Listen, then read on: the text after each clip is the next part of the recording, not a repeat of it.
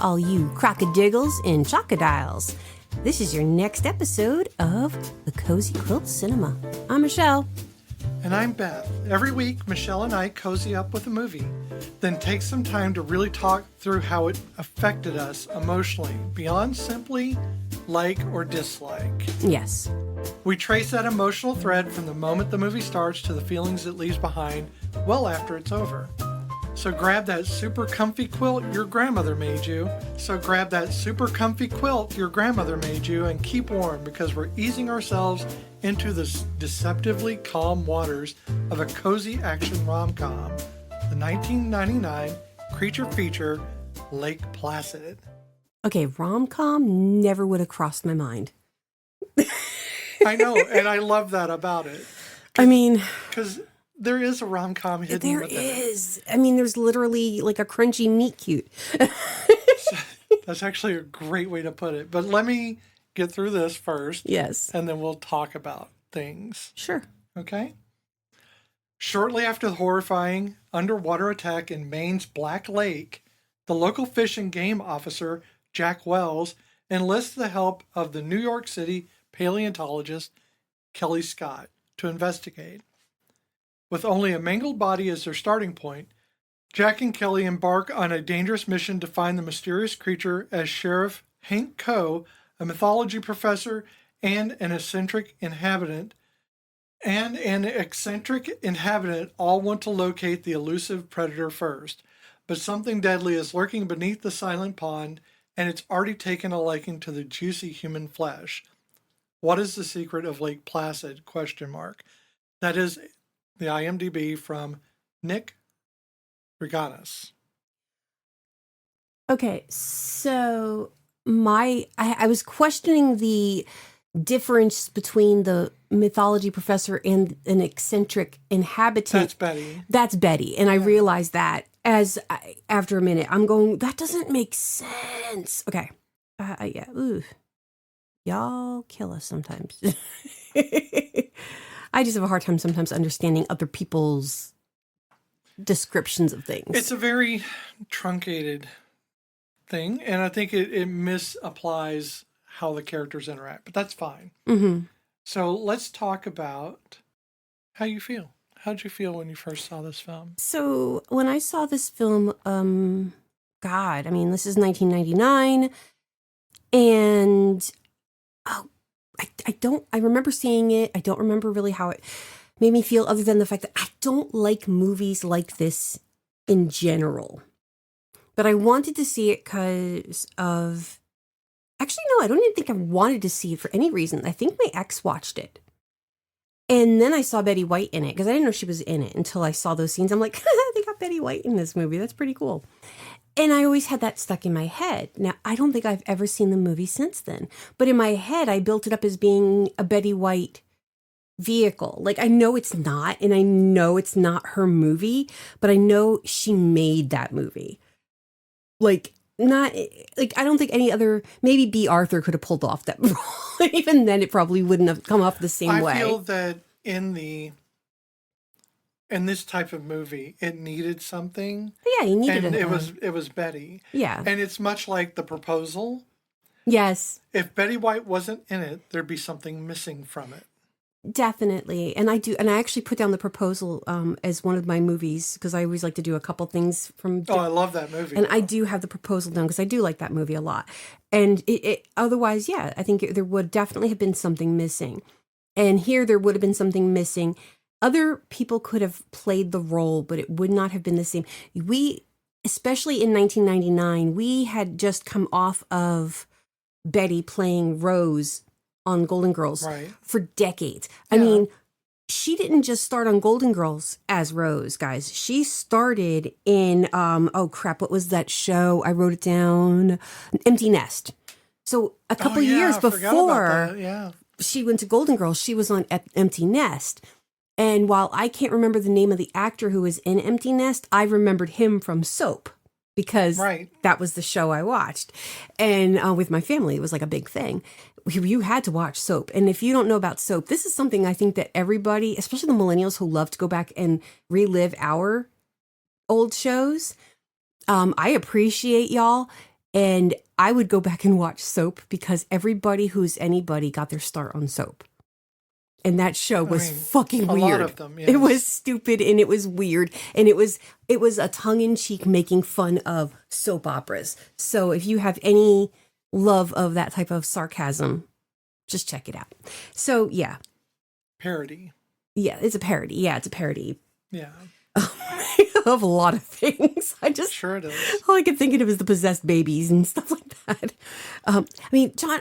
Billy Crystal was in it, so a lot of people were in that. But Betty is, so we had this whole, her playing Rose for so long, and Rose is a very sweet character. So when we see her in Lake Placid and she's cursing, she's got an attitude, she's, this character, it's not what you expect of Betty White during that generation of people who didn't know her before Golden Girls. And it was too soon to know who she became, the icon that we all know her as now. Like, people now watching it for the first time probably wouldn't be as surprised. Okay. So, okay. So, I don't remember, I didn't hate it, but these types of movies are not my favorite movie. Like, I've never seen Anaconda. I don't really care for any of the Jaws movies. I just don't seem to like the chompy creature features. I don't like bloody, gory movies. Okay. But I'll read a bloody, gory book because I can control what's appearing in my imagination. Sure. Per se. Not much for the blood spray. No. That's why I don't like those types of horror movies either. Yeah. Yeah, I'm not a hacker slasher. Fair person. enough. So, yeah, I didn't really 100% enjoy it, but I always appreciated Lake Placid for the movie that it is. It is a classic. It is a good movie, but it's, not my cup of tea. So I've always appreciated it for what it was. Okay. So the emotions you have are kind of indifferent. So we're going to stick with ambivalent. Okay. I am definitely ambivalent towards, I don't hate the movie. It's just not my. That's fine. No, that's okay. I would straight out say if I hated it, That's okay. Mm-hmm. Looking at you, Short Circuit.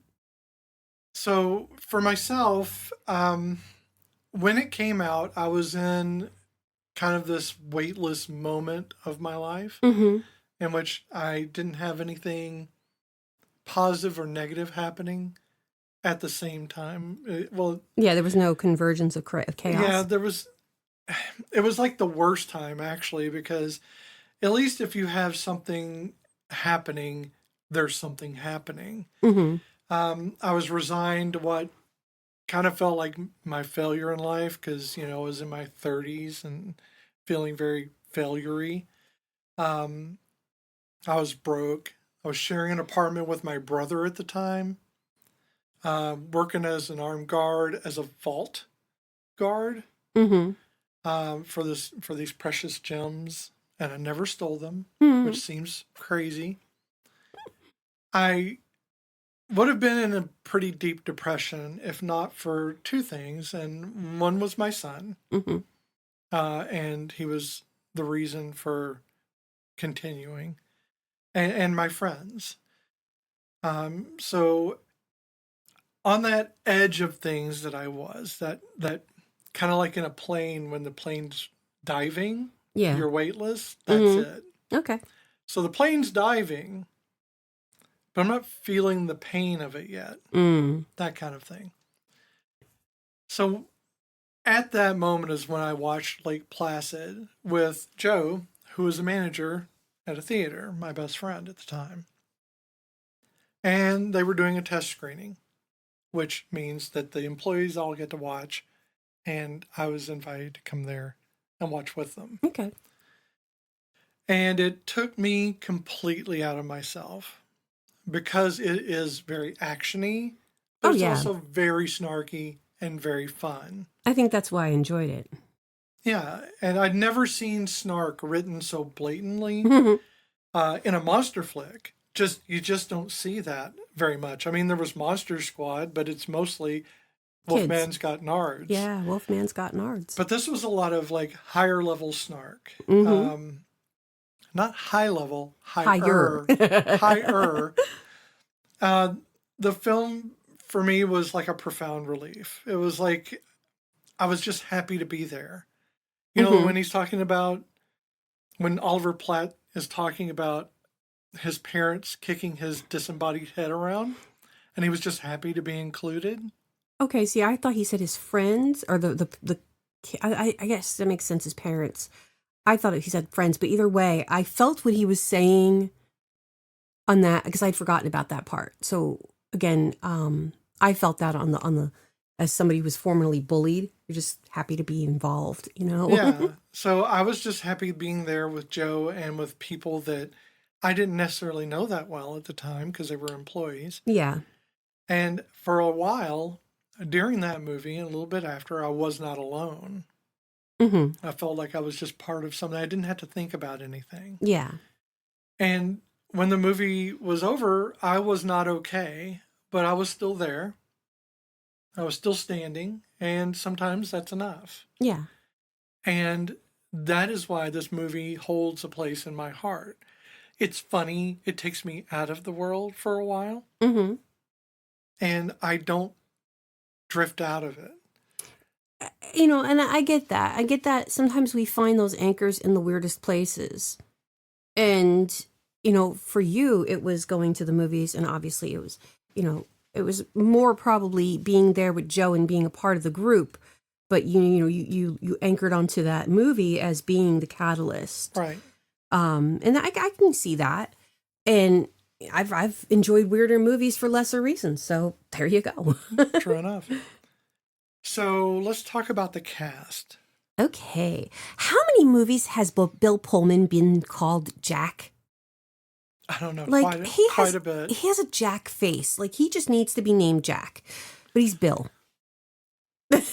Well, you know, it's funny enough. His full name is Jack Robert. No, I'm joking. I don't know.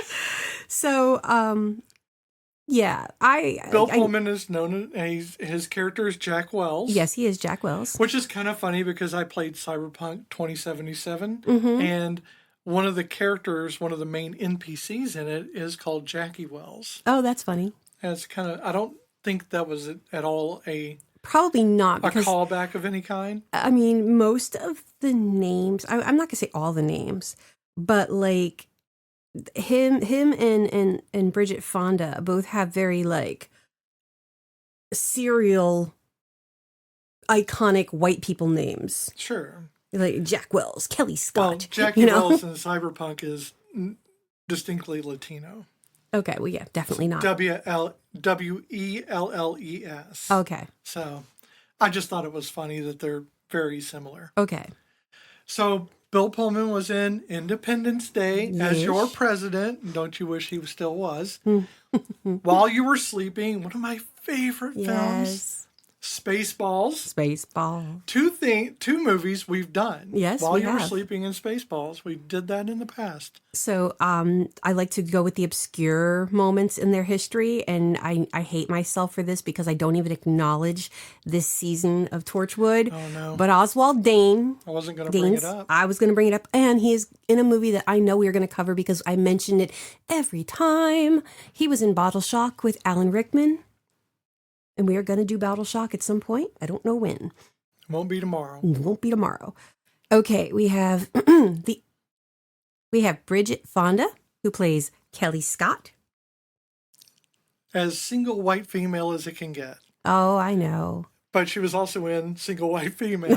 I know. And she was in Jackie Brown, A Simple Plan. She's been in so many things. She's been in a lot of things. Name one. You know you're going to name it. I'm going to name 3. Go ahead. Road to Wellville. Right. Which was, if you don't know that story, it's the story of the Kellogg's. It's really worth it. It's fucked up. Army of Darkness. Right. And Shag. Because you know I was going to say Shag. I knew you were going to say it. Also, she was in one of my favorite films, Point of No Return, in which they really lean into her melancholy, and I love it. She's amazing. And I think people just need to leave her the fuck alone. She's an older actress. Let her just be. They're not gonna, women age. Gonna just clue you in on a secret here. Women age, men age. And guess what? It's okay. You're pointing out the fact that she's been showcased by internet people. Mm-hmm. I don't think there are investigative journalists anymore. I think there's just assholes. Internet assholes who post photos of celebrities Mm-hmm. in their worst possible moments, or what they say is their worst possible. And they got pictures of Bridget Fonda just being a normal human out in the world. Yes. And you know what? She's not 20-something anymore. Yeah, because she's human. She's a human being. And you know what? And when a guy gets, aged and his face fills out and he puts on weight, people just go, he's just cuddly. And then they just give women shit. Yeah, because men are considered, wine, aging like wine. And bitches, you don't age like wine. Right. You age like a fucking bottom of a foot. It's all it's just a patriarchal stance. It's misogyny. And it's the reasoning for why they want the younger girls. Yeah, well, guess what? You suck. Okay. We have Oliver Platt, who plays Hector Cyr. Cyr or Cyr? Cyr. It might be Cyr. It's Cyr. So he's in The Bear, Executive Decision, and he's currently in the series Chicago Med. Yes. Which I want to see, and I've seen clips. Yeah. And he plays, I think, the hospital psych. Yeah, the psychologist. So I have seen clips of it. It looks pretty good. He's just got that calming voice, but it's so funny because I see him on that, and it's like my brain goes, okay, I know that's Oliver Platt. But then when I see him in Lake Placid, and I'm like, oh my God, he actually was a cutie little guy. But like, you don't appreciate, especially when you're younger. It's this weird thing that we have. And I don't know if other people have it. Maybe it's just me, because I don't really, I'm not attracted to people who are way too young or way too old, except for the occasional Jean-Luc Picard. Alan Rickman or so. Yeah, well, again, I was already in my 30s when I had my Alan love, so I felt like I was justified. He was in his 50s then. Hush, okay? Leave me and my Alan love alone. I never would have it wasn't a physical attraction. It was just I loved him as a person. Even like my Misha love is not like a physical attraction. I love Misha as a person. Though honestly, recently I do want to hold his head underwater. But that's just me because I could not. Emily, I bless your heart. But with Oliver, like I look at like actors and I remember like seeing them and being like, oh, they're a person. Yeah. And then like I look back at them as I've gotten older and I'm like, wow, they were cute. How did I not see that? Because our gaze at people it's just different. It's just, I don't know. As we get older, we look at different things and see different things. Though honestly, Bill Pullman is looking fine now that he's got a beard and he's 72, but he's looking great at 72. Sure. Holy crap, Bill. So we have. And he was also in Fargo. I was to say, Oliver Platt was also in West Wing. Yes, he was in West Wing, and he was in Fargo. He had a small part in Fargo. Yes, I was like, I didn't want to do TV shows for everybody, but there was a lot of these actors have done a lot of TV shows. I was doing the Parks and Rec. I know. She had a small part in Argo. In Argo, yes. He had a small part in Fargo. He was also a porn star. No, I'm joking. He wasn't. So we have Brendan Gleeson, who I also adore, and I'll explain why, because I told Beth earlier. It's like he's the guy you can invite. He's a family member. He's going to come over. You're going to cook a roast chicken. You're going to bullshit about the week. You might go do some yard work together. He's just that guy to me. I don't know. Maybe he's not. He just seems that way to me. He plays Sheriff Hank Coe. And, he doesn't butcher an American accent. He is in The Banshees of Inisharan. Now you got to appreciate that I said that right. Uh-huh. In Bruges. Mm-hmm.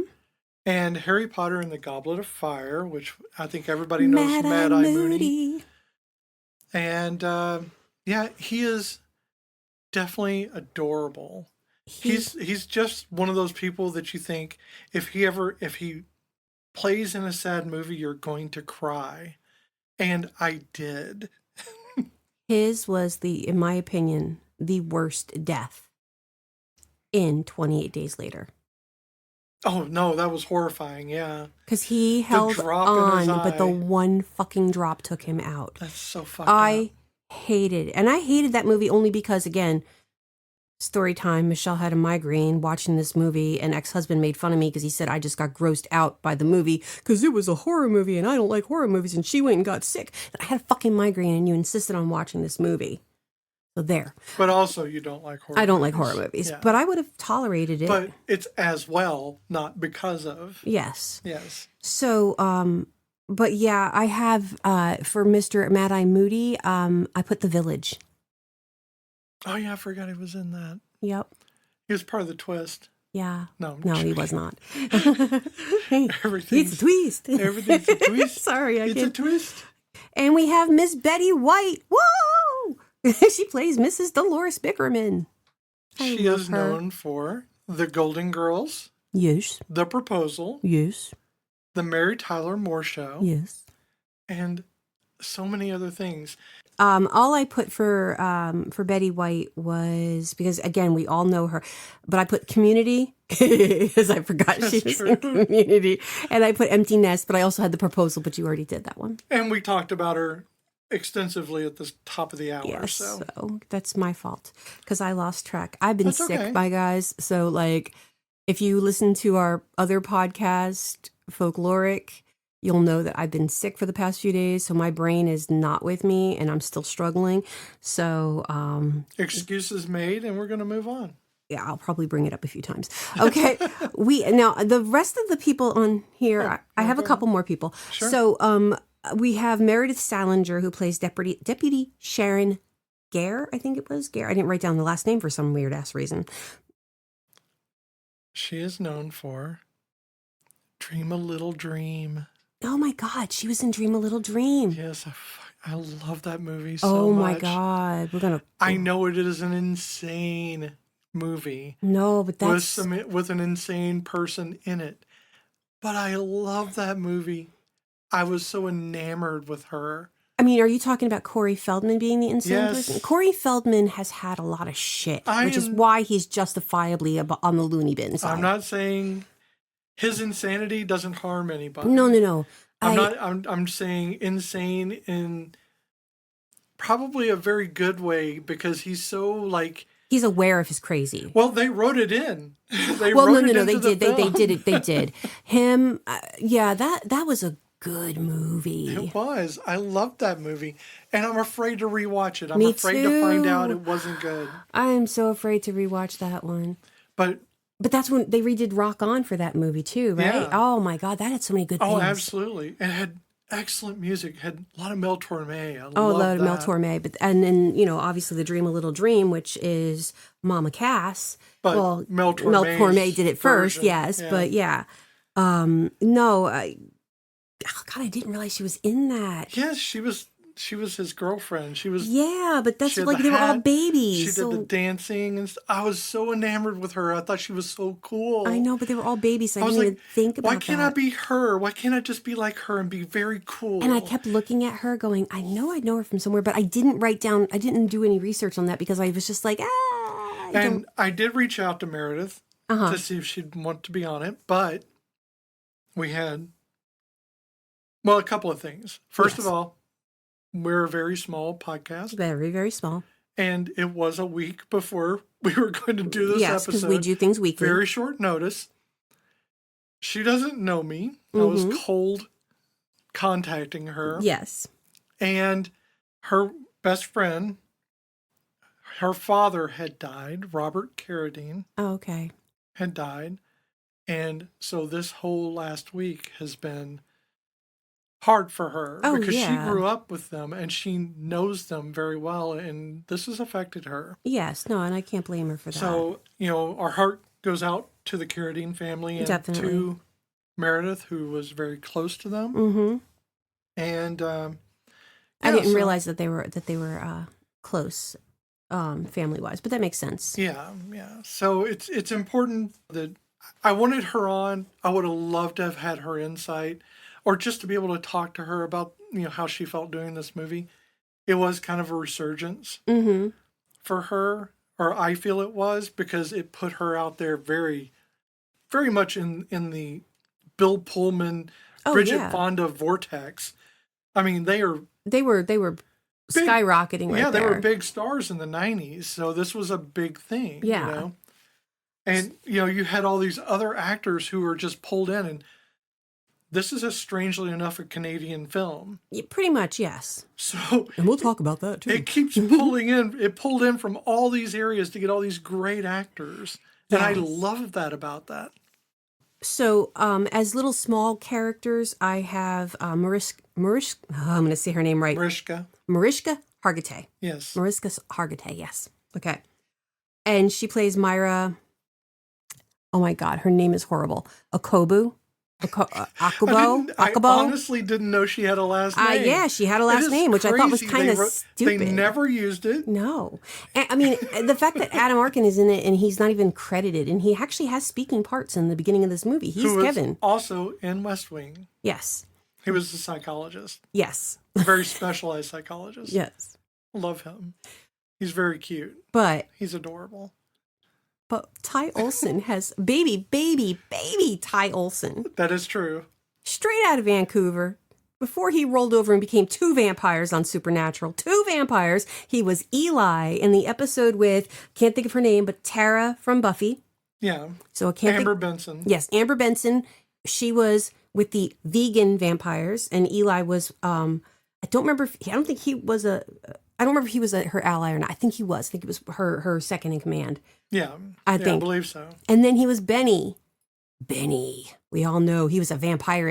Yeah. the sexiest of his incarnations. Oh, Benny. That beard. That beard. Little stubbly beard. Oh, my God. And what happens in purgatory stays in purgatory. Hey, hey, looking at you boys. I've read the fan fictions. I know the truth. So Benny, as we all know, but he was also in Dirk Gently. I know. With Osric Chow, who plays Kevin on Supernatural. Yeah. So bringing it around. Is that all the actors you have? That is all I have. Okay. I'm sorry, for Mariska. Sure. Not only is she, obviously, if you don't know, I mean, this is Law and Order. Yeah, no, yes, Law and Order, but that wasn't what I was going to say. She's Jane Mansfield's daughter, which I only knew about within recent years, so I missed that bandwagon. But her very first movie, Ghoulies. Really? Yes. Her very first movie. I was looking through it, seeing what movies, and I didn't want to do TV shows for her. I didn't know it was Ghoulies. Yep, Ghoulies. Huh. God, that was a horrible movie. I think that's probably why I don't like movies. I have a whole new outlook on the movie Ghoulies. Ghoulies. Oh my God. And then we have Steve Miner, who is our director. That's who I was going to get to. Yes, because I have a shopping list. He has done Friday the 13th, Part 2. And 3. Halloween, H2O, 20 Years Later, and Forever Young. I was trying to hit a bunch of different ones. Okay, well, he also did a bunch of TV shows we love. We liked Once Upon a Time. Yeah. He did Eureka. He directed some Psych, Smallville, Diagnosis Murder, The Wonder Years. He did the first House movie, which maybe made me a little bit sad because House 2 is the superior of the House movies. But is it any wonder that these are mostly Canadian productions? Well, but he did one movie that was very controversial, and we will most likely never review it on this show. Soul Man. I don't know. I think it's actually worth reviewing. Why? So we can be hating on the blackface through the whole entire thing? Yes. Okay. Yes, I think it's worth. Maybe it is worth it. You're right. I don't think it's worth ignoring it. No. I just worth don't talking about. But I think that if we were to do something like Soul Man, we needed to do it with somebody of color. I think we need to do it with someone whose experience would be directly impacted. Yes. And not just a couple of white girls talking about someone in blackface. So if you don't know this, the movie Soul Man, it's basically a guy who pretends to be black to get into a college that it's not an all black college. It's an all black college. No. He was using a scholarship that he needed to be black to get into this one college. Right. So basically, he took another black person's place by pretending to be a black person. It's not even the worst part. Supposed to be a comedy. It's not even the worst part of the film. No. The worst part is at the end. But we'll get to that when we review it. I'd rather not do that. Yeah, I'd rather not. But it's offensive. It's messed up. It's even a production then, of its time, but even then, it was a harsh slap in the face to see it. I don't think white chicks is like, I get uncomfortable, even though it's black guys pretending to be white girls, and I don't normally have a issue with that movie, but I don't really care for it. But Soul Man always gave me the ick. Okay. Yeah. Oof. Yeah. It's not a good. Not in my opinion. Let's drag it back to Lake Placid, or Black Lake. Black Lake. As it is known locally. Yes. But they wanted to call it Lake Placid. But there was already one. But the name was taken. Which is what Brendan Gleeson says in the movie when they talk about it. So and I looked it up. Why did they name the movie Lake Placid when it does not take place in Lake Placid? It takes place at Black Lake. And the reason why they chose the name for the movie is because of the fact that the Olympics had taken place there, and they were kind of pulling on the fame of the Olympics, because Lake Placid is in fucking New York, not even Maine, and this takes place in Maine. So none of this makes sense, y'all. In Canada. But in Canada. So, yeah, I'll get to that too. So, but also there's a juxtaposition between it being a placid lake on the top and then being, the chaos of what's going on under the surface. I don't know. Under the surface, they're showing you that there's not a lot going on there. No, it is very murky. It's very murky. It's very still, except for the one crocodile. Yes. So it does not get, it's even though it takes place. Maybe a really fast beaver. Yes, there was a fast beaver and a fast turtle. There was a turbo. A quick turtle, not a fast turtle. But that's still a turbo. It is a turtle. Turtle. A turbo turtle. Turbo turtle. Yes. So while the movie takes place in Maine, this was one of my clues from last week. It actually is filmed in Vancouver, Surrey area, and it takes place in Shawnigan Lake, which is where the Betty White scenes take place. Bunsen Lake and Hayward Lake. Yeah, and it's a lot of different places. Just, that's the way it is in the wilds. You're trying to get all the location shots. Yeah. And you need those nice camping areas. Mm-hmm. You need the nice cabin, stuff like that. The place to put the dead heads and the bodies and the toe. I hope they have a little plaque on that cabin or that house saying Betty White was here. Oh, I hope so. That would be awesome. I mean, they have the whole campground here at Lake Lure for... True enough. Dirty Dancing, and they have the And plaques. Friday the 13th. Oddly enough, they were both filmed back to back. Same actors. They just died. No? No. Okay, that's not true. But I know. I think there's a little hotel over at Lake Lure that the cast was staying. Not the cast, but the crew were staying in. Right. And they have the cast and crew of Dirty Dancing stayed here. Yeah. So, it is pretty much Lake Lure's claim to fame. I dropped my pen. Don't mind me. So Lake Placid is it's a meta, for me, it's a meta joke. It's a fish out of water, but you're a fish in water joke. It's a funny joke because the main character, Kelly Scott, is a she's a fish out of water. Yeah, she really is. But she's jumping into the water. Well, mostly she's falling. So here's the thing. Kelly has a real problem staying in vehicles. I'm actually surprised she made it.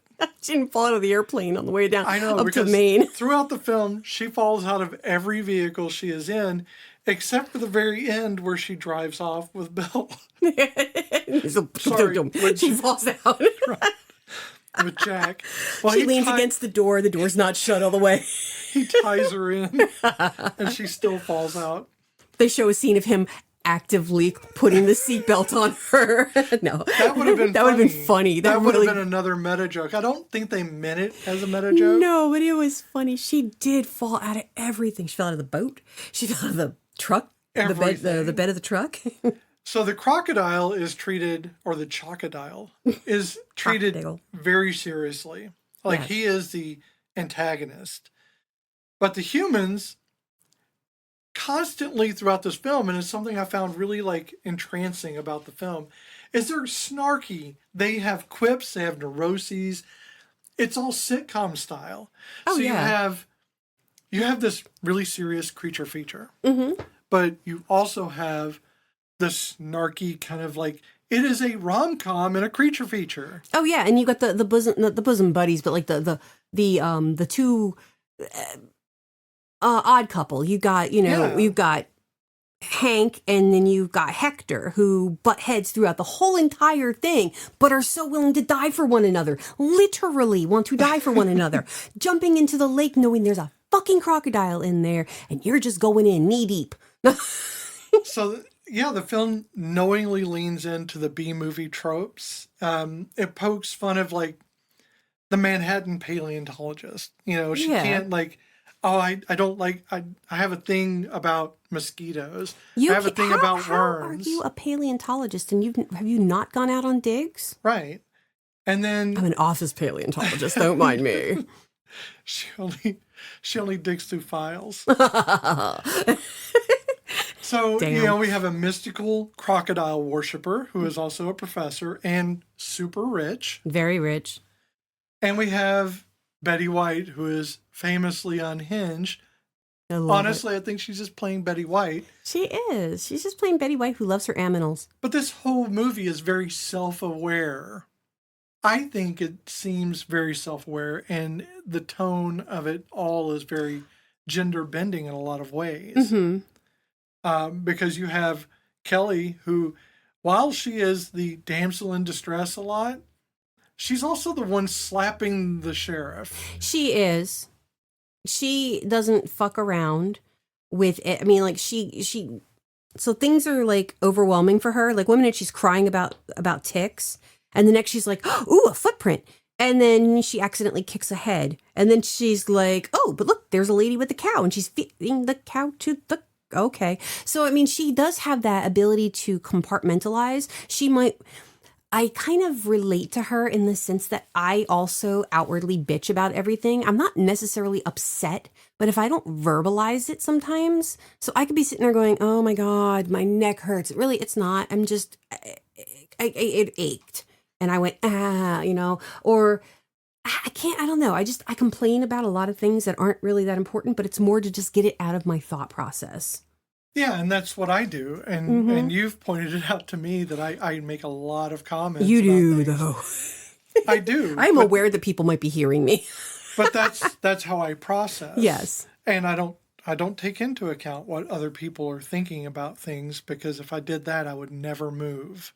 See, and I'm hyper aware that people can hear me, so I try not to say things that I think might be construed in a bad way. But mostly it's just me going, like I'm just complaining about like, how I feel or whatever, or something that's going on and I don't understand it. A perfect example at work, I redid my desk area and I have this rolling rolling shelves, and I pushed it under the desk, and one of my coworkers said, you can't put that there because that's considered a hiding place for children. I'm like, okay, well, if I pull it out, I'm not sure why that would be considered a hiding spot for them. Well, if they came around here, they used to tell us that we couldn't, And I kept working it out in my head. And I'm like, but I don't understand. When the desk was facing the other way, it was even more of a hiding space. Well, they figured you could look underneath of here. Okay. There was a whole conversation going on, but I wasn't even listening to her at that point because I was just trying to work through it in my head. So later on, she comes up to me. She goes, I wasn't trying to upset you. And I wasn't upset. It was just me verbalizing and not understanding the logic, because honestly, there's no way a kid could have hidden underneath there without us seeing it. Right. So to me, it didn't make sense. And the kids don't go back there anyway. But even if they did, we'd see them. So when we don't have kids who do those things, so I'm not really worried about it. But I get that. But that was my thing. I was verbally working it out without thinking about other people around me trying to. They thought I was upset. I was just confused. Yeah, I just don't want to. I don't want to waste my effort or any memory storage in my brain for other people's responses to me talking. When I'm not talking to them, I'm talking to me.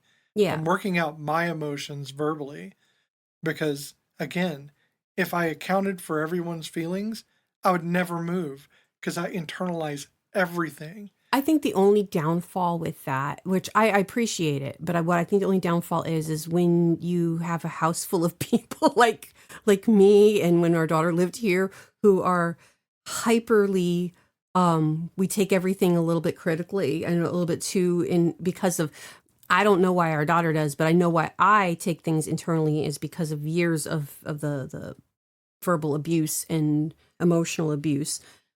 So I tend to take things personally. So I try not to listen when you're doing that because I know it's you working through something. But sometimes I hear stuff and I'm like, it's not about me. It's not about me. It's not about me. And I'm like, I have to tell myself that because otherwise I will take it serious. Because it's not about you at all. It's about me processing everything. But and again, I do it verbally. But that's, again, that's my problem, not a you problem. I mean, it can be both.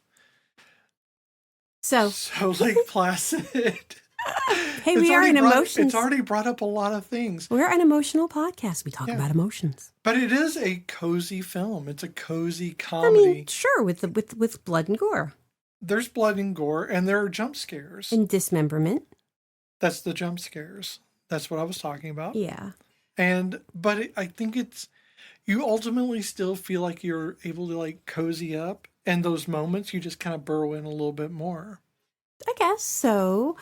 What's funny is I didn't really remember much about this movie because, like I said, if it was ever playing again, I only focused on the Betty White scenes and maybe some of the Oliver Platts when he's talking because he is fucking hysterical and I love him. But in the beginning when the guy's down there scuba, he's checking out the beaver dam and stuff, and all I kept thinking, is, you're going to have yourself half a diver. I forgot he literally did have a half a diver. Yeah. I forgot about that. I mean, he was still coherent enough to get me out of the water, get me out, to only be a torso with arms and a head. Yeah, but he did it. He did it. To what end? I have no idea. Yeah. So Hector, who is the religious part of this film. But he's a mythology. Yeah, but he's devoted to crocodiles. Mm-hmm. It's his thing. Lucky enough, the thing in the water was a crocodile and not a giant fast beaver. Or an alligator. Or an alligator, because that would have thrown everything off too. Yeah, I thought it was a crocodile. Turned out to be an alligator. But it's absurd. The whole thing with Hector and wanting to swim with them. Yes, but it's because he's done it before, and everywhere he goes, he has to swim with them. No, I'm talking about the concept of his character. Because that he swims with crocodiles because he has nothing better to do. Yes, but that's not really why he does it. He ultimately has a death wish. He does, and also he even says, he wants to be judged like the Egyptian god with the crocodile head, which does he say the name of the god? I'm really bad with the Egyptian gods. Sorry, guys. It's not my mythology that I focus on, so I tend to not remember all of the names. But he says, he was wanting to be judged. I think it's crocodile. I'm a little upset that we did not stick with what we had agreed upon, and we had agreed that we were going to say crocodile and chocodile. I said crocodile earlier. And I said crocodile earlier, but I've not said it since. And I feel really upset with myself because we made a deal. But we did it, so the deal has been done. I thought we were going to do it for the whole episode. We can, I guess. Mean, it was funnier before we said it. Because we're talking about a giant crocodile. Crocodile. And not a chocodile. Highly which is upsetting a delicious and treat. Very disappointing. But Sean. the core of this entire film is that it's a found family. Mm-hmm. They are all snarky. they don't seem to get along. But that's kind of family. But despite not liking each other initially, they all kind of, I don't know, they get a bond. Found family. I think it's a lot like being in, I don't want to say a lot like being in war, but a lot like being in forced combat at some point, is that they have this one common enemy. Yeah. And they're unsure of it. We haven't even seen the crocodile. No, because the crocodile has only been on, it will only through the whole entire movie is only on scene or on screen for 3 minutes and 43 seconds. Right. So. And that's the animatronic. Well, yes. But it's still them saying the main character, not just necessarily the animatronic, but the crocodile itself in general, like the character. The CGI? I don't know what they used. I didn't look that part up. I think they, there was something I read about it being an animatronic. There is an animatronic, and that's definitely the part that you see with the helicopter. Yeah. In the teabagging cow. Right. Poor cow. But yeah, I mean, you see this, they form this bond basically around the fact that they're all being basically hunted. Mm-hmm. And I think that Jack is so quiet during this film. There's a lot of times you're not even sure he's in it. Oh, yeah. He kind of like disappears. Like he's there in the beginning and then he's gone. And then he's back and you're like, wow.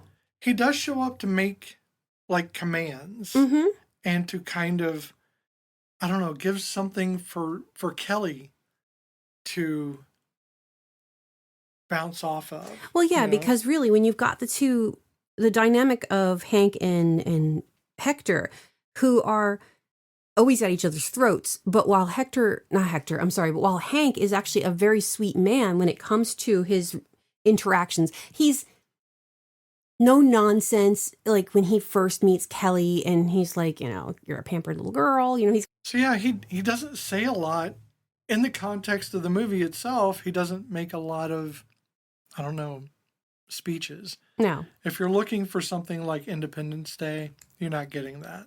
Spaceballs. You're not getting that. Yeah. But he's there as he is the focal point for Kelly. He is the consolation prize for a bad romance that she starts out on at the very start.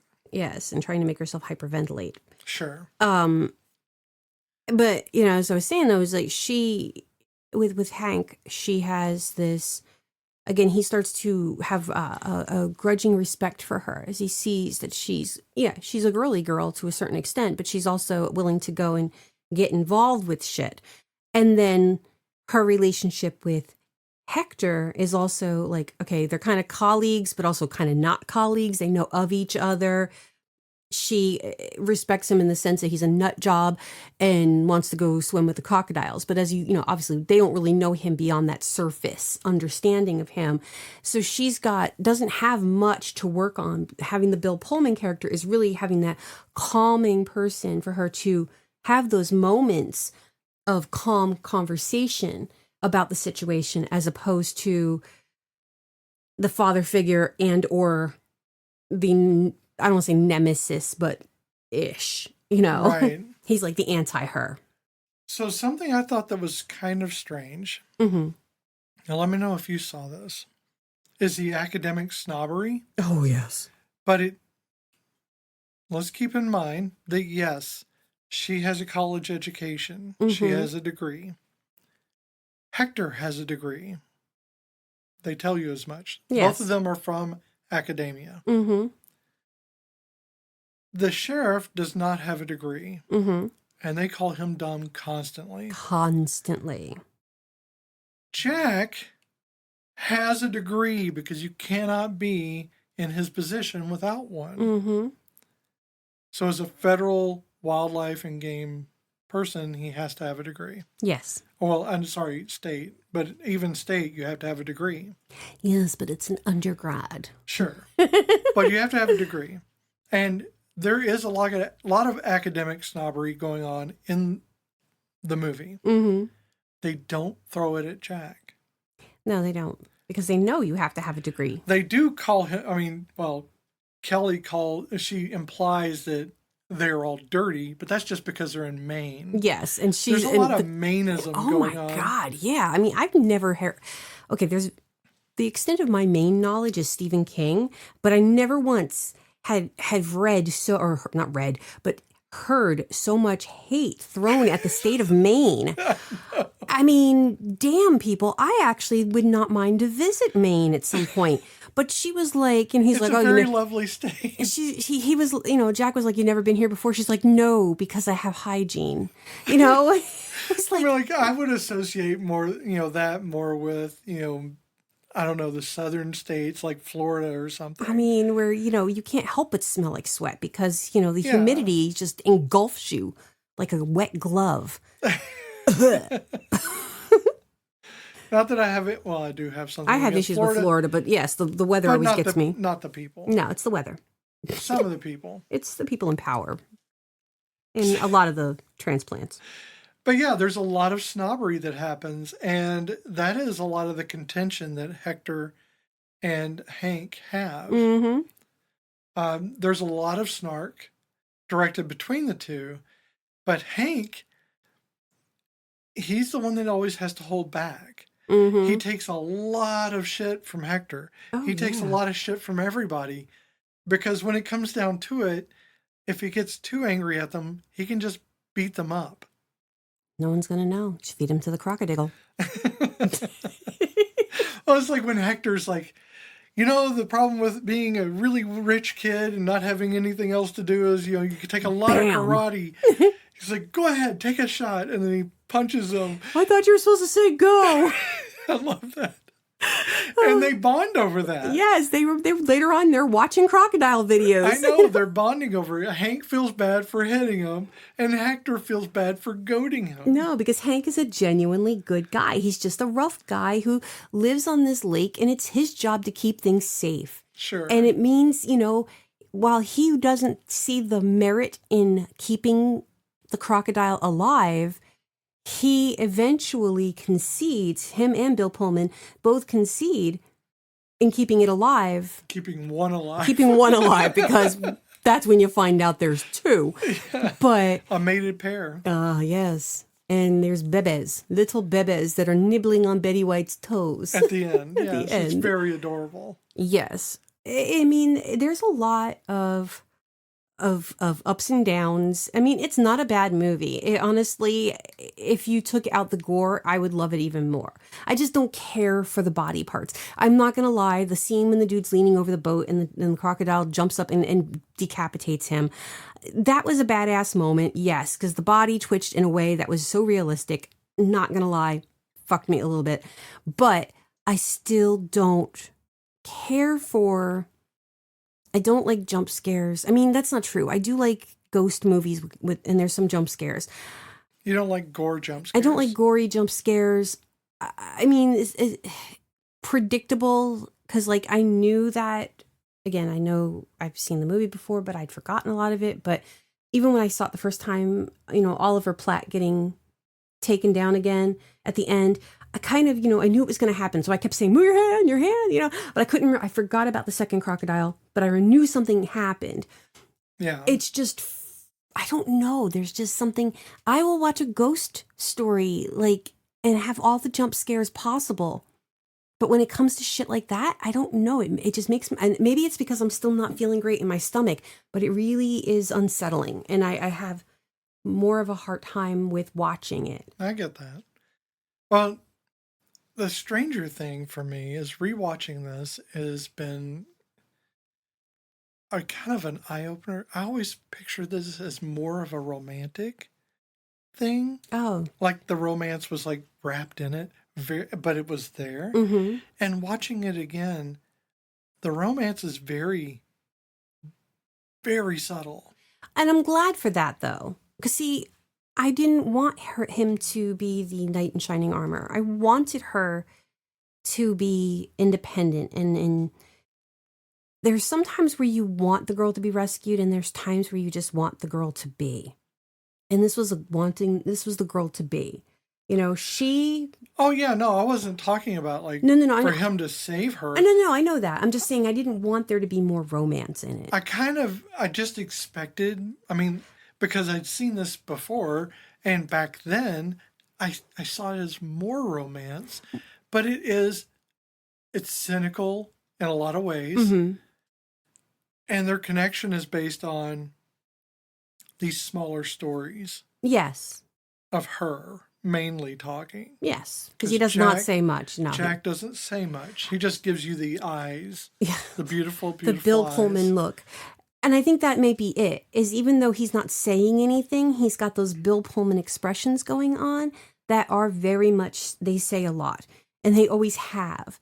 But I think you're expecting the smarmy Spaceballs character, who not so much smarmy, but like the suave, the characters he's played in the past, where he has been, or even just the guy from While You Were Sleeping, just having that.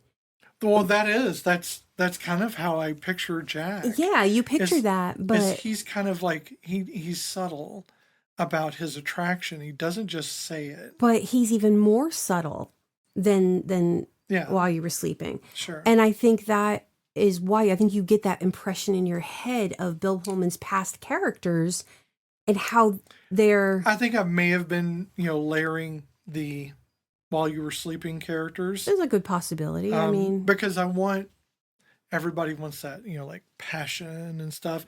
But I think theirs should have been subtle. It was good that it was, because she was coming down off a relationship. Mm-hmm. And she was hurt. Yeah. She was already hurt. It would have been taking advantage of her turmoil. Yeah. Of her issues. And then she would have just jumped into bed with him, sure. Mm-hmm. But it wouldn't have made either one of them last. It's what I equate to Speed. Mm-hmm. Yeah. So at the end of Speed, they get together. Mm-hmm. And then in Speed 2... they're not together. Yeah, because that's based on your adrenaline, and for things happening, near-death experiences, stuff like that. It's all very energizing. You want life-affirming sex. Yeah. Stuff like that. This takes that away. Yeah, because now she's thinking she's going to stay around in Maine for a while, and that doesn't mean they're going to hook up, but it's going to give them the opportunity to at least build something as opposed to it being a rebound. Right. And I kept thinking it would have been nice if this Lake Placid had been at a time, and it was really, where they would have franchised it and optioned it with these characters returning to different things. Now, there are a lot of sequels to this. There's a lot of sequels. But they are different characters. Much like Tremors, there's a lot of sequels. Yeah. And I am sure they are fine films, but you've never heard of them. No. Anaconda versus Lake Placid.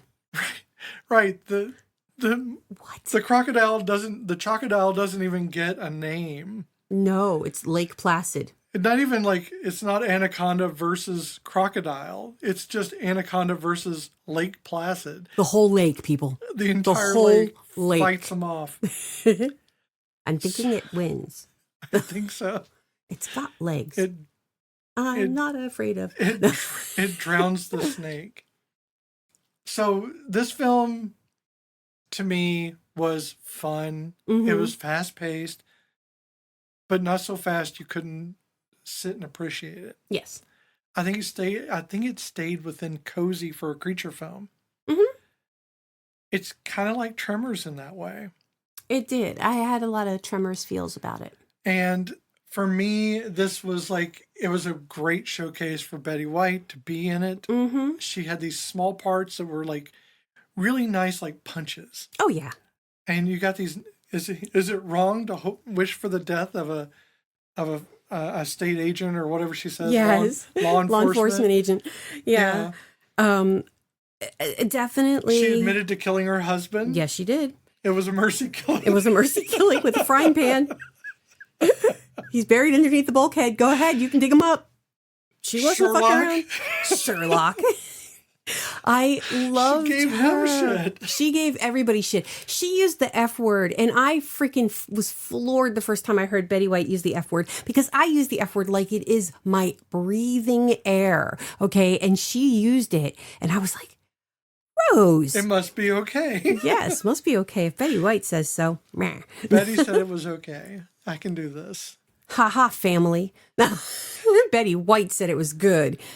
And So- that's going to be my motto from now on. If Betty White would do it, I would do it. True. So the animatronic we talked about, it's a 30-foot animatronic, Mm-hmm. and it was created by Stan Winston, Yes. who is the same animatronicist, whatever, Yes. the same animatronic maker behind Jurassic Park. Oh, ho, ho, ho. So He knows his lizards. yeah, and I think it's really good that he was able to do it, because you really see that the effort that was put into this thing. I wonder if Spielberg saw Lake Placid and said, I want that guy. Yeah, I don't know. I wonder.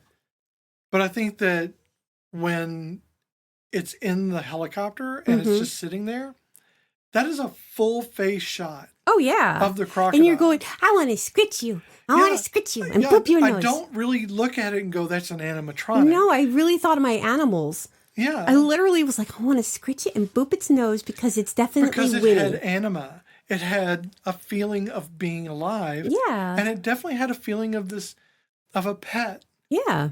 Kind of like Betty saw it. Like a pet that just got too big for the house. Yeah. Which is what we do with our dogs. When they're too big, we throw them in the lake. I mean, that's where I eat. And we feed them a cow. Oh my God, so many cows. Oh God, we're going to have PETA on our backs. So we talked about the movie being filmed in British Columbia, Canada. Yes. And the title itself is a joke in the film.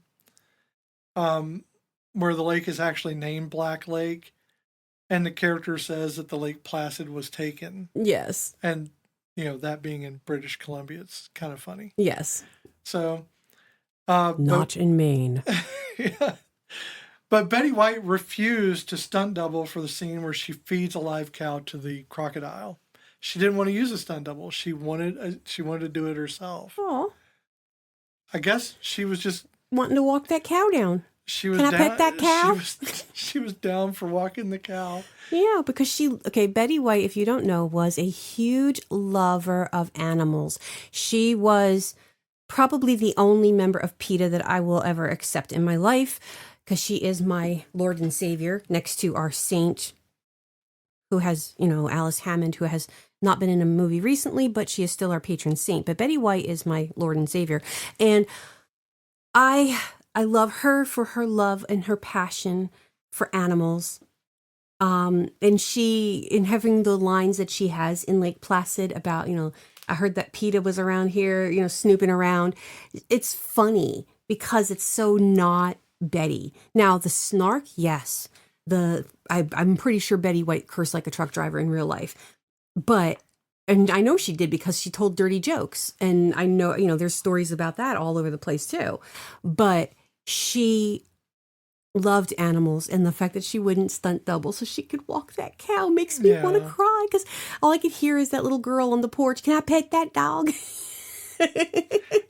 One of the lines that I loved in the film, and it's such a small line, it's very subtle, but it sets a character up. So Kelly, when they're flying in to Maine, and she's been hurt, she's upset, she's forced to come here, and the pilot's like, we're going to hit some turbulence up in the mountains.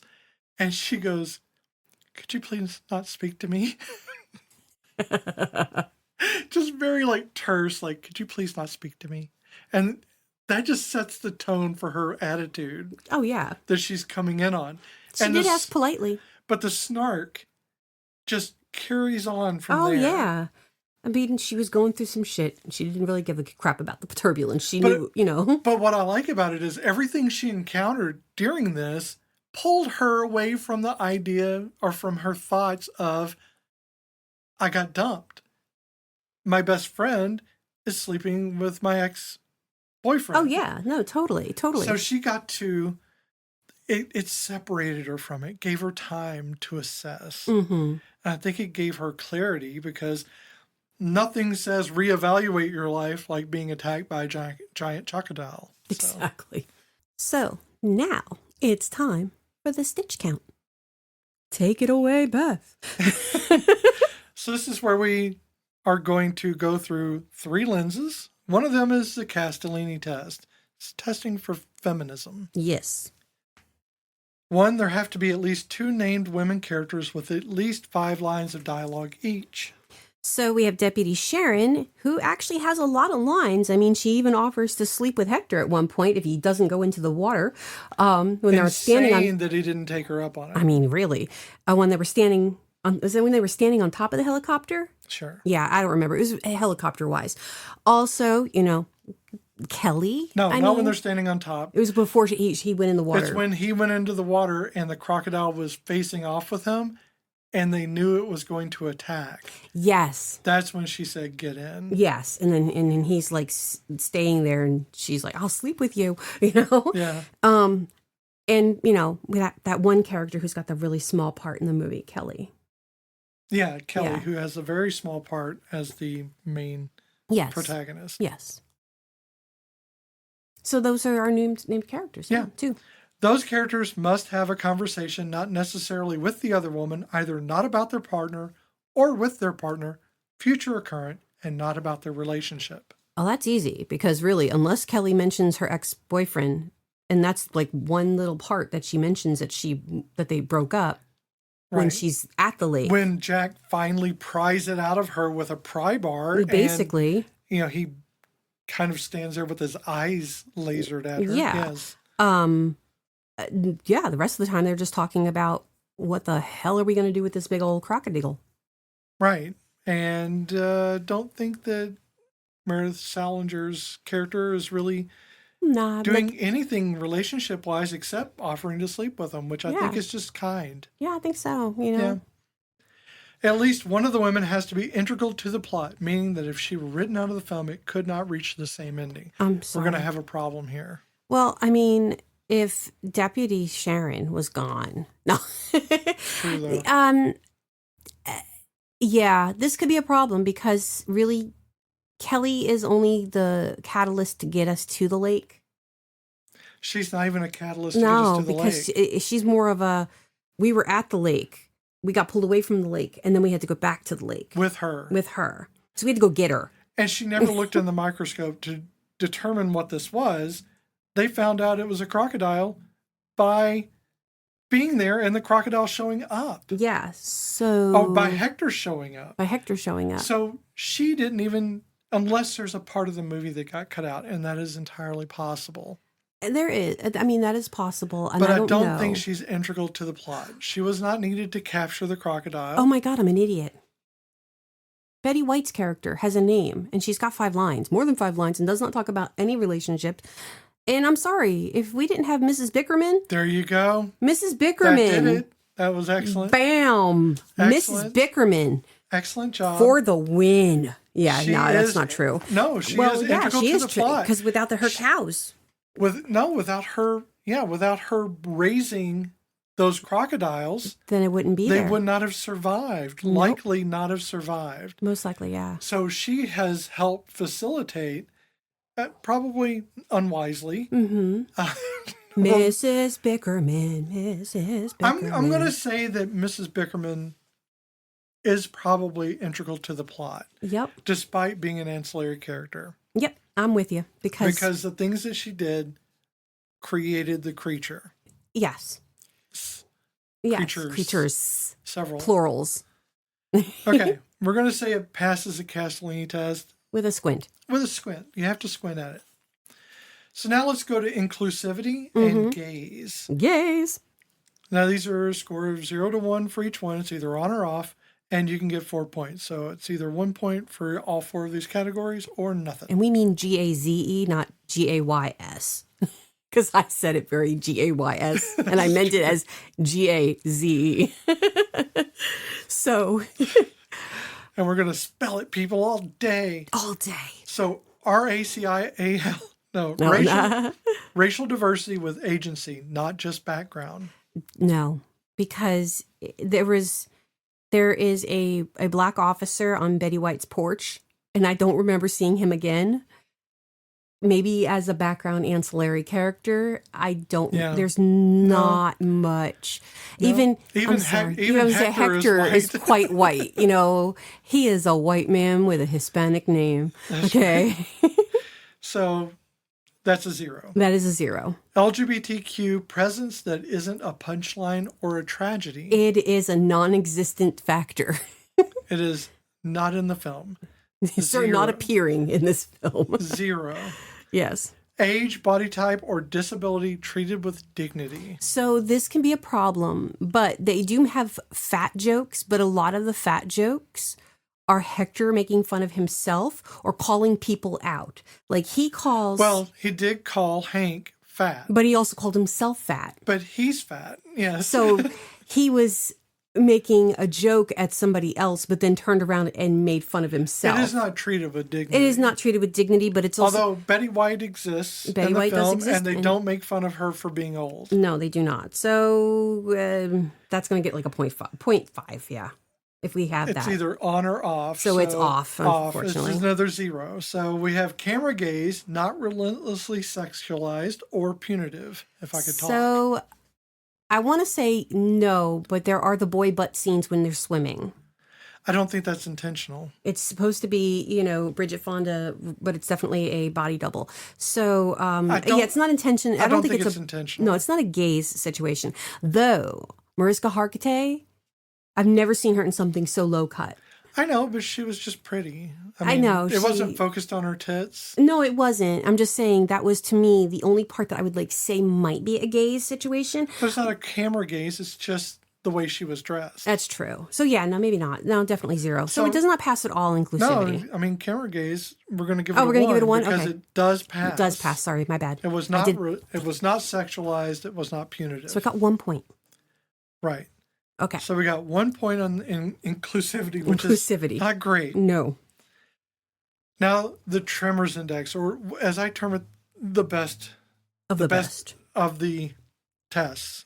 So I want to say it is, I'm going to give it a 1. Maybe a 2. It has, it doesn't even have inclusive. Nope. God, is it really that bad? I don't think it's that bad. I think approaching Tremors is pretty good. So we have 4 categories for the Tremors Index. 0 is below Tremors. It fails the basics. Mm-hmm. 1, it approaches Tremors, partial competence. 2 is Tremors adjacent, solid, respectful, functional. 3, Tremors level, the gold standard. Mm-hmm. It meets the standard. And 4 exceeds Tremors, which I think is just very unusual. Yes. So tell me the 1 and then give me the reasons why. So I said 1, some inclusive instincts, but uneven follow through. I'm not sure how to explain it. So again, I give it a 1. It has some inclusive instincts, but uneven follow through. Again, you've got characters who are making fun of other people, so I don't know. Characters show skill, but authority still defaults to the usual suspects. And progress, but with friction. I think that does nail it down. Yeah. The uneven follow-through is she didn't provide anything. Nothing she did changed anything in the film. She could have not existed and the film still go through. Yeah. And she was brought there. She's the main protagonist. Yeah. It focuses on her. Well, what did she give? But she didn't actually contribute anything. And honestly, I was waiting for there to be more. Like, it ends. The animal control from Florida shows up. They bandage up. Well, Hector's going to take it. Yeah, and but they're driving it to his Yeah, but even then, there's facility. Still like, and then what? I feel like there should be. I mean, I don't mind an ending where you don't really get an ending. What I mind is that the characters themselves aren't providing anything. No, they're really not. Hector is fine. He is providing information. He's providing what it is, where it is, its instincts, stuff like that. Things that I think she probably could have provided within reason, because she said she's a paleontologist. So she studies ancient. She could have identified the fucking tooth. Well, yeah. But she never. No, she never got a chance to. She never tried. There was a microscope right there, and then they stopped. No, but she did identify that it was a crocodile with certain, when she saw the pictures, that it was the Asian. Afterwards. Yes. So after they already said it's a crocodile. Yeah, but I mean, I'm just saying what she did do, not that she was Hector better than. Hector could have done that. Hector could have totally done that. Absolutely. No, I know that. So yeah, she didn't provide anything to the group. No. And the character shows skills, but authority still defaults to the usual suspects. At no time did she take over. No. At no time did Hank take over. No. It was always in Jack's hands. Oh, yeah. So definitely a 1. So approaches Tremors. Yes. Partial competence. Not bad. Mm-hmm. It's not the worst. Nope. It is. Tremors is hard to get to. It is hard to get to. So it's only 2 steps away. Yep. Maybe a rewrite would make this better. Maybe. Give Kelly more of I still love the film. Oh, no. Doesn't change a whole lot for me. Well, I mean, I'm still indifferent towards the film. I mean, I love it I think I love it more now that we're talking about it than I did when we watched it. And that's, I think, my problem is I have this in my head of how this movie, and then I watch it and then I'm like, ugh. So I think the reason why I love the film is because when I watch a movie, a lot of times I put myself within the character. Mm-hmm. I'm not watching it externally. I'm watching it from a character's point of view. Not always the main character, but I'm watching it from the main character's point of view. Or a character's point of view. In this case, it's Kelly. Mm-hmm. And I do see the value in being distracted from things, of not having, the pressures of a failed relationship and having to work with those people. Yeah. Be right there on you the whole time, because she was going to sit there and stew. Mm-hmm. And it was only going to make it worse, and she was going to end up getting fired. You know that was going to happen. Oh, yeah.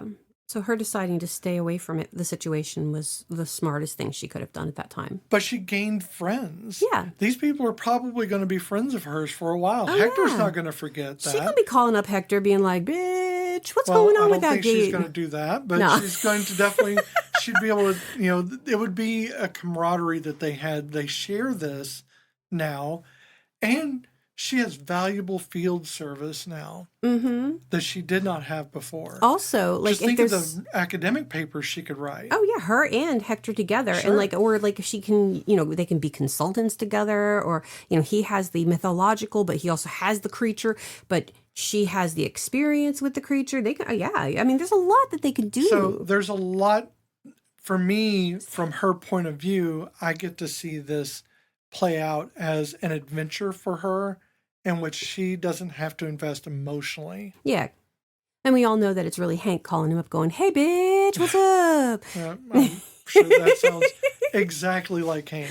Bitch. You are uncanny. I know. Brendan Gleeson is proud of me. Okay. Very much so. I know that this. Is so atypical Brandon. I mean, whatever. So if you want to watch Lake Placid, you can on YouTube, Google Play, Apple TV, Amazon Prime, Fandango at home, and Tubi maybe. We cannot confirm. And they're going to be for rental or... Brought up the song Call Me maybe. Tubi maybe. Maybe. So it's going to be around $3.99. The usual, guys. The usual. It is. It is the typical rental fee. Yes, it is. Oh, is it my turn? It is your turn. Okay, I was waiting. I thought you were still going. Nope. Thanks so much for spending this time with us and joining us for Lake Placid, 1999. This has been Cozy Quilt Cinema with Beth and Michelle. We loved having you in our little blanket fort for this one. To keep the conversation going, you can find us on Instagram and Blue Sky at Cozy Quilt Cinema, or you can email us at cozyquiltcinema@gmail.com. You can find Cozy Quilt Cinema where you're listening to us right the fuck now. or anywhere else. Anywhere else that crazy. plays podcasts. Want to switch it up a bit. You can go to a Buc-ee's and find Cozy Quilt Cinema somewhere. Probably next to a toilet. If you're enjoying the show... At a Buc-ee's, it's awesome. Right? It's right next to the showers, people. If you're enjoying the show, subscribe or leave a rating. It's a huge help. It means a lot to us. We will cheer. We will probably cry. Probably. We will. So do it so you can hear us cry. Yes. And please, please, please check out our other podcast. If you are into anything that is kind of supernatural, unnatural, paranormal, tale-ish, lore-ish, myth-ish, odd, just odd. It is called Folkloric at Folkloric Podcast. You can come and check us out. We are on Instagram. We are on Blue Sky, the usual suspects. So please check out our other podcast. So next week, we're doing another 1999 movies. Movie. A movie, not multiple. Not plural. Yeah, sorry, the S slipped in there. Again, sick, getting better, but not great. Okay. Syphilis. So this one has 3 clues, but honestly, I don't know. You're not sure about your own clues? I'm not sure about the whole entire situation. One of the leads in this movie turned down the part of Neo in The Matrix just to do this film. And yes, regrets were had. So we're actually going into this ahead of time, people, with some trepidation. Okay. More bad American accents are done by classically trained British actors. I love it when they do it. I just do. This will be our 3rd in a row. It's fun for me when it happens. Because we had Alan, we had Brandon, and then we're going to have this one. Brandon did a great job. But you can still hear the Scottish every once in a while because the man can't shake the Scot. But it worked. It worked for Maine, I guess. And so our 3rd clue is they had to reshoot a lot of the scenes because the test showings, the test screenings, the audiences didn't know it was supposed to be a comedy. I completely understand that. And I am like utterly... I think they were probably a little too subtle with it this time, too. Why did I remember this movie as being better? And we haven't even watched it yet. No, and now I'm I think it's fine. It's a fine movie. It's not. It's not. It is. Dare I say it's Tony award winning? It's not. Because you can't win a Tony with a movie. Can't win a Tony with a movie. But also, it deserves a song that doesn't exist in that movie. That is true. I agree. I will tell you more about that next time, and I'll probably forget because it'll be a week from now. And you'll have some rest, probably. Maybe. I have finals next week, so... Okay. Because, yeah, work in forced education is so much fun. Gotta love that. So... All right, everyone. That was a giant crocodile film. Hope you enjoyed it. We're going to leave now. We have dogs to walk and cats to, I don't know, pet? Okay. Something. So my final thought is despite the loss of human lives that happened in this movie, the cow lived. That is true. The cow lived. I'm very happy about that. And that cow went on to be the governor of California. It probably did. That's before Gavin Newsom, though. And also after it got teabagged. Cows don't live that long. It was the teabag. It didn't get teabagged. I have no idea who the governor of California was before Gavin Newsom, but... I don't know, because they didn't make so much of a... Okay. But now owns a small island off the state of Maine, which is kind of fun. We can make up anything we want. You're not going to fact check this. No, moo. There's no internet. Moo. Bye. Bye. Oh, my husband passed away. It's been almost 2 years now. My department doesn't have any record of that, Mrs. Bickerman. Well, I'm sorry. Incomplete records haunt me so. Do you know how your husband died? Oh, yes. I killed him. And how would you have accomplished this, ma'am? One coherent day, he asked me to end his suffering. And kept insisting and insisting, and then Well, finally, I just gave in. And I hit him on the head with a skillet. Well, dig him up if you don't believe me, Sherlock.